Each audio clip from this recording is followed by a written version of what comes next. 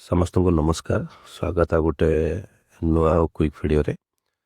ଏଥିରେ ଅପଡେଟ୍ ଆମେ ଦେଖିବା ଯେତେ ସବୁ ଜୁନିୟର ଟିଚର ଆମର ଲାଷ୍ଟ ରିକ୍ରୁଟମେଣ୍ଟରେ ଜଏନ୍ କରିଦେଲେ, ସେମାନେ ବହୁତ ଷ୍ଟ୍ରଗଲ୍ କଲା ପରେ ସମସ୍ତଙ୍କର ରେଗୁଲାର ହେଇଯାଇଥିଲା, ଆଉ ସ୍କିମାଟିକ୍ ନଥିଲା, ରେଗୁଲାର ହେଇଯାଇଥିଲା।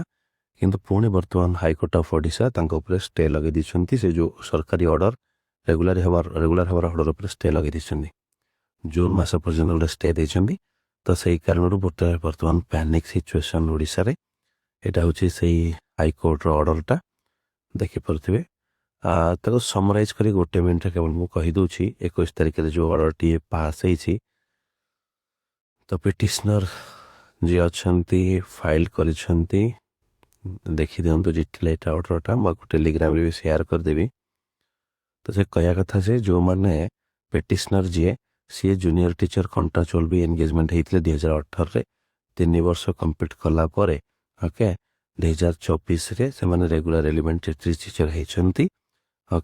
ଅପୋଜିଟ୍ ପାର୍ଟି ପ୍ରାଇମେରୀ ଯେଉଁମାନେ 23-24ରେ ଏନ୍ଗେଜ୍ ହେଲେ, ସେମାନେ 24ରେ ମଧ୍ୟ ଏନ୍ଗେଜମେଣ୍ଟ ଅର୍ଡ଼ର ପାଇଛନ୍ତି ଆଣ୍ଡ ସେମାନେ ରେଗୁଲାରାଇଜ୍ ମଧ୍ୟ ହେଇଯାଇଛନ୍ତି।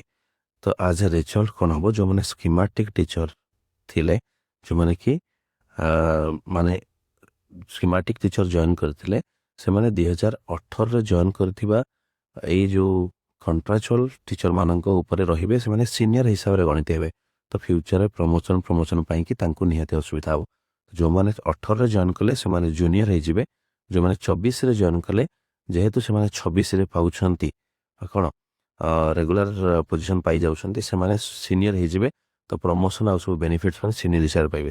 ତେଣୁକରି 2018ରେ ଜଏନ୍ କରିଥିବା ଟିଚର ମାନେ ହିଁ କେସ୍ଟି ଫାଇଲ୍ କରିଛନ୍ତି ପିଟିସନର ହିସାବରେ, ରାଇଟ୍। ଆଣ୍ଡ ଓଡ଼ିଶା ସରକାର ତରଫରୁ ଯେଉଁ ସରକାରୀ ଓକିଲ ଲଢ଼ୁଛନ୍ତି, ସେ କହିବା କଥା ଯେ ଆମକୁ ଟାଇମ୍ ଦରକାର, ୟା ପରେ ଡିଟେଲ୍ ଆଲୋଚନା କରିବୁ। ସରକାର ଜାଣିଥିଲେ ଏଇଭଳି ସବୁ ସିଚୁଏସନ୍ କ୍ରିଏଟ୍ ହେବ ବୋଲି, ତ ସେଥିପାଇଁ ତାଙ୍କର ପ୍ଲାନିଂ ଅଛି। ତ ଆମେ ଟିକେ ସମୟ ନେବୁ ଏହାକୁ ଫେସ୍ କରିବା ପାଇଁ। ତେଣୁକରି କୋର୍ଟ ଯେହେତୁ ଖରା ଛୁଟି ରୁହେ ମେ ମାସରେ, ସେମାନେ ଟାଇମ୍ ମାଗିଛନ୍ତି ଯେ ଆମର ନେକ୍ସଟ ହିୟରିଂଟା 29/6 ପରେ ହେବ, ରାଇଟ୍। 29/6 ମାନେ 29 ଜୁନ୍ ପରେ ହେବ। ତ ଆକୁ ନେଇକି ବେଶୀ ପ୍ୟାନିକ୍ ହେବାର, ଡରିବାର କିଛି ନାହିଁ। ହେବ କ'ଣ, କିଛି ହେବନି। ସରକାର ଯେହେତୁ ଅର୍ଡ଼ର ଦେଇଛନ୍ତି ସବୁ ରେଗୁଲାର ହେବ। ବଟ୍ ସେ 2018 ବ୍ୟାଚ୍କୁ ସେମାନେ ତାଙ୍କର ସିନିୟରିଟି ଦେଇଦେବେ, ଯାହାଫଳରେ କି ସେମାନେ ଆପଣଙ୍କର ଯଦି ସିନିୟର ହେଇଗଲେ, ତାଙ୍କୁ 18 ମସିହା ଠାରୁ ଯଦି ରେଗୁଲାର କରିଦିଆଗଲା, ସେ ସିନିୟର ହେଇଯିବେ। ବାସ୍ ତାଙ୍କର ପ୍ରୋବ୍ଲେମ୍ ସଲ୍ଭ ହେଇଯିବ। ତ ସରକାର, ଏଇଟା ସରକାର ହାତରେ, ସରକାରୀ ଓକିଲଙ୍କ ହାତରେ। ସେମାନେ କ'ଣ କରିବେ, ଯେଉଁମାନେ 2018ରେ ଆପଏଣ୍ଟମେଣ୍ଟ ପାଇଥିଲେ, ସେମାନଙ୍କୁ 18 ଠାରୁ ଯଦି ରେଗୁଲାର କରିଦେଲେ, ତାହେଲେ ଏ ପ୍ରୋବ୍ଲେମ୍ ସଲ୍ଭ ହେଇଯିବ। ହୁଏତ ସରକାର ଯେହେତୁ ସ୍କିମାଟିକ୍ ମାନଙ୍କୁ ରେଗୁଲାର ଡିକ୍ଲାର କରିଛନ୍ତି, ତା ପଛରେ ତାଙ୍କର ପ୍ଲାନ୍ ଥିବ।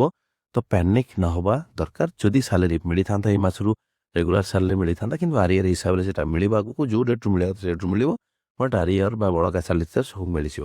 ତାକୁ ନେଇକି ବହୁତ ଜଣ ପ୍ୟାନିକ୍ ହେଉଛନ୍ତି। ଓଭର ପ୍ୟାନିକ୍ ହେବା ଦରକାର ନାହିଁ, ଟେନସନ୍ ନିଅନ୍ତୁ ନାହିଁ, ନିଜର କାମ କରିଚାଲନ୍ତୁ। ଡେଫିନେଟଲି ଏହାର ସମାଧାନ ପଜିଟିଭ୍ ହିଁ ଆସିବ। Thank you so much.